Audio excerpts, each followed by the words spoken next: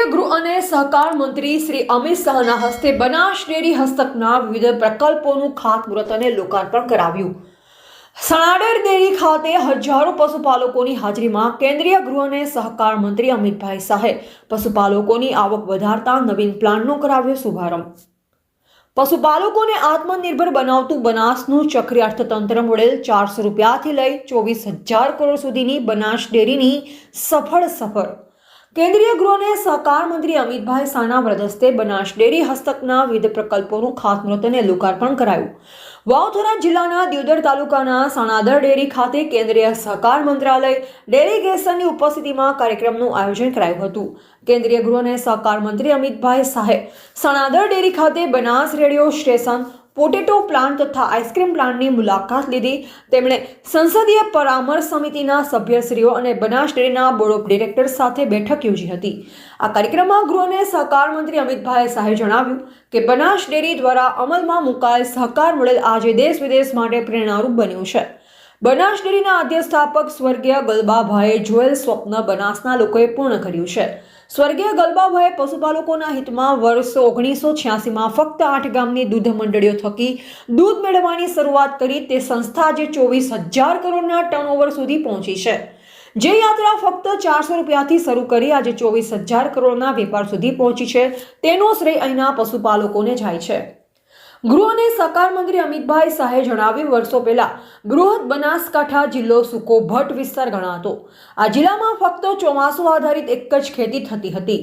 વડાપ્રધાન શ્રી નરેન્દ્રભાઈ મોદીએ સૂકા ગણાતા બનાસકાંઠા જિલ્લાના ખેડૂતો અને પશુપાલકોની ચિંતા કરી સુજલામ સુફલામ અને નર્મદા કેનાલ આ વિસ્તારને આપી ખેડૂતોને આત્મનિર્ભર બનાવ્યા છે।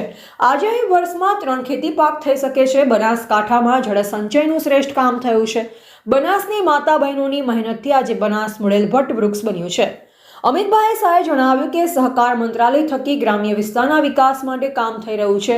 ડેરીને ચક્રીય વ્યવસ્થા બનાવાશે, જેનો સીધો ફાયદો પશુપાલકોને મળી રહેશે। આગામી 5 વર્ષમાં પશુપાલકોની આવકમાં 20% વધારો થશે।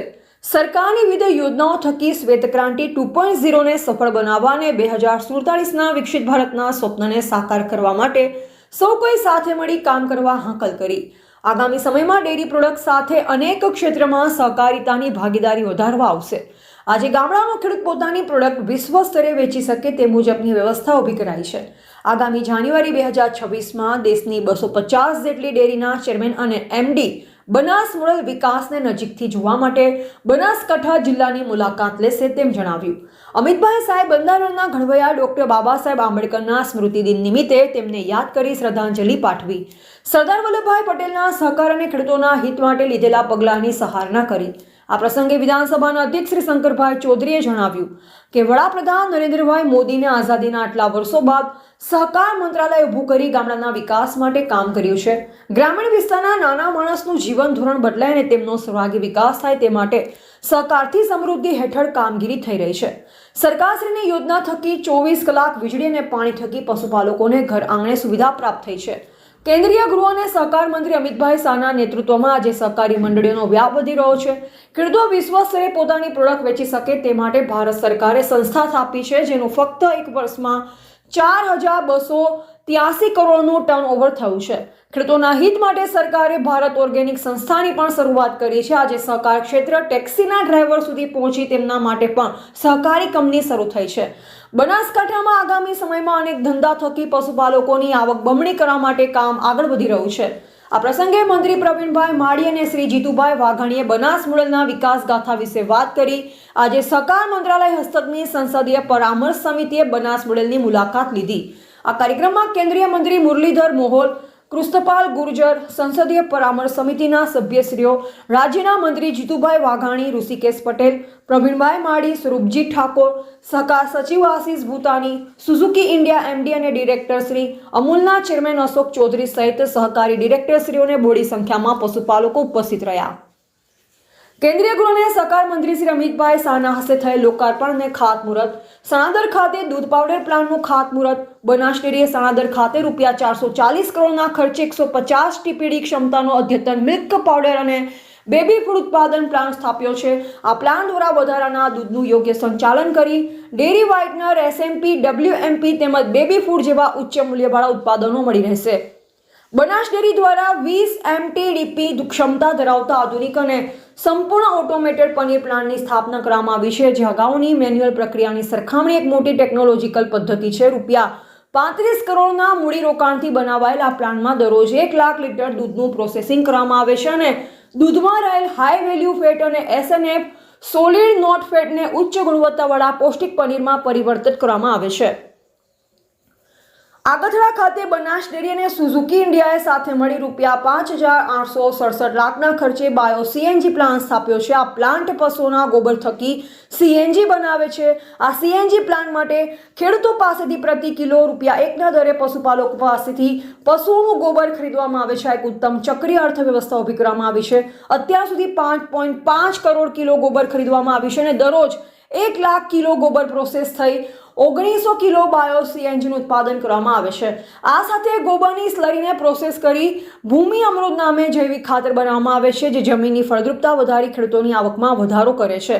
આ પ્રોજેક્ટ દર વર્ષે 6,750 ટન કાર્બન ઉત્સર્જનમાં ઘટાડો કરી પર્યાવરણ રક્ષણમાં પણ યોગદાન આપે છે। ભવિષ્યમાં આવા કુલ 25 પ્લાન્ટ બનાસકાંઠામાં સ્થાપવાની યોજના બનાવવામાં આવી છે।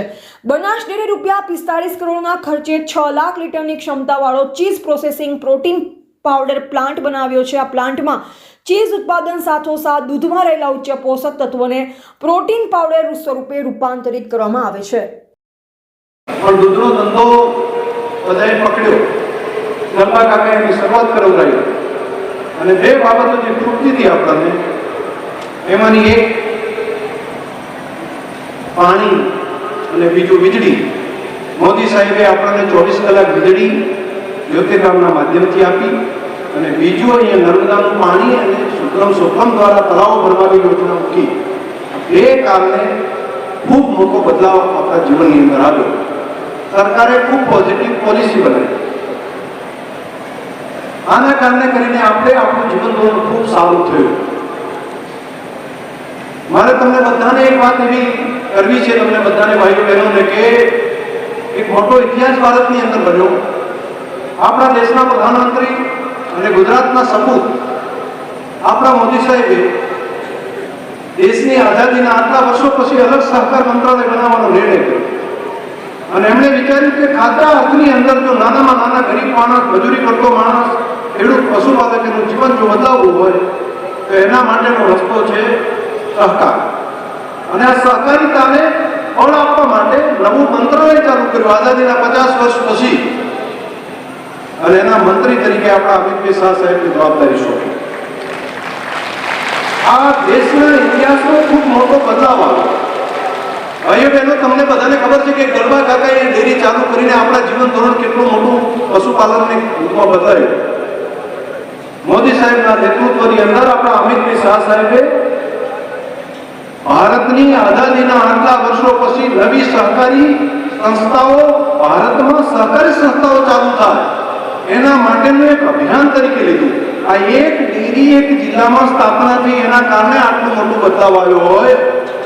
સહકારી આગેવાનો આ કામ કરતા હતા, એના કારણે આ બદલાવ આવ્યો હોય તો અહીંયા તો સરકારના મંત્રીશ્રી, જેમની પાસે ગૃહ અને સહકારિતા બે મંત્રાલય છે, એમણે ખાલી મંત્રી અને મંત્રાલય ચલાવવું એટલું નહીં, એમણે નક્કી કર્યું કે હું આવનારું મારું ભવિષ્ય ગુજરાતના ખેડૂત પશુપાલકોનું ઉજળું થાય એટલા માટે એવી સંસ્થાઓનું નિર્માણ કરવું કે આવનારી સદીઓ સુધી મારો ભારતનો ખેડૂત કે પશુપાલક કે ગરીબ માણસ કોઈ તકલીફમાં ના રહે।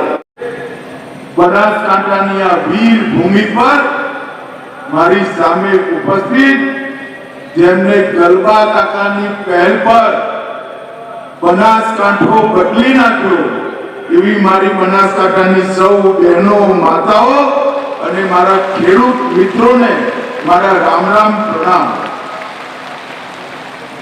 આજે બનાસ ડેરીની કેટલીય નવી શરૂઆતોનું ભૂમિપૂજન અને લોકાર્પણ અહીંયા આજે મને કરવાનો મોકો મળ્યો। બનાસકાંઠાની અંદર ગલબાભાઈએ જે યાત્રા શરૂ કરી એ યાત્રા ધીરે ધીરે ધીરે વધતા વધતા 400 રૂપિયાનું દૂધ ભરાતું એમાંથી 24,000 કરોડના વેપાર સુધી પહોંચી છે. 24,000. અને અહીંયા બહેનો બેઠી છે. હું દેશભરમાં જ્યાં જાઉં છું ત્યાં કહું છું કે ગુજરાતની બહેનોએ ગુજરાતના ગામડાને સમૃદ્ધ કરવાનું કામ મારી ગુજરાતની માતાઓ બહેનોએ કર્યું છે. એમને અહીંયા બેઠેલા સૌ કિસાન ભાઈઓ બહેનો, ખેડૂત ભાઈઓ બહેનો અને વિશેષ કરી સહકારી આગેવાનો, ગામની દૂધ મંડળીના ચેરમેન, બનાસના ડિરેક્ટરો, ખરેખર તમને બધાને ખબર નથી કે તમે કેવો ચમત્કાર છે. 24,000 કરોડની એક કંપની ઊભી કરવી હોય તો કોર્પોરેટને પણ પરસેવા છૂટી જાય. મારી બનાસની બહેનો અને મારા ખેડૂતોએ જોતામાં 24,000 કરોડની કંપની. આજે હું મારી સાથે દેશની સંસદના બંને સદન, લોકસભા અને રાજ્યસભા, એના પ્રતિનિધિઓને લઈને આવ્યો છું. 2 દિવસથી એ લોકો અહીંયા છે અને જાન્યુઆરીમાં દેશભરની બધી ડેરીના 250 ચેરમેન અને મેનેજિંગ ડાયરેક્ટર આવવાના છે. તમારો પરાક્રમ જોવા માટે, તમારો ચમત્કાર જોવા માટે કે બનાસકાંઠાએ શું. મિત્રો, 85, 86, 87 ના દુકાળમાં હું એક કાર્યકર્તા તરીકે અહીં આવતો હતો. લૂ વાય, ગરમ લાય, પવન અને માણસને શરીરનું બધું પાણી વરાળ બનીને ઉડી જાય એવું વાતાવરણ. ખેડૂતો મળતા પૂછતા, અમે જૂના ચંપલ અને સુખડી વેચવા જતા, જ્યાં સરકારી કામ ચાલતું, ત્યાં ચોકડીઓ પાડવાનું કામ ચાલતું, ને પૂછતા કેટલી ખેતી થાય. આકાશી ખેતી, એક ચોમાસુ પાક થતો. હમણાં મેં શંકરભાઈને પૂછ્યું કે શંકરભાઈ શું છે ખેતીની? એમને કહ્યું, સાહેબ 3 પાક. આજ મારા બનાસકાંઠાનો ખેડૂત 3 પાક. મગફળી એ વાવે, બટાકા એ કરે, કોઈ ઉનાળુ બાજરો એ કરે અને ચોમાસાનો એ પાક કરે.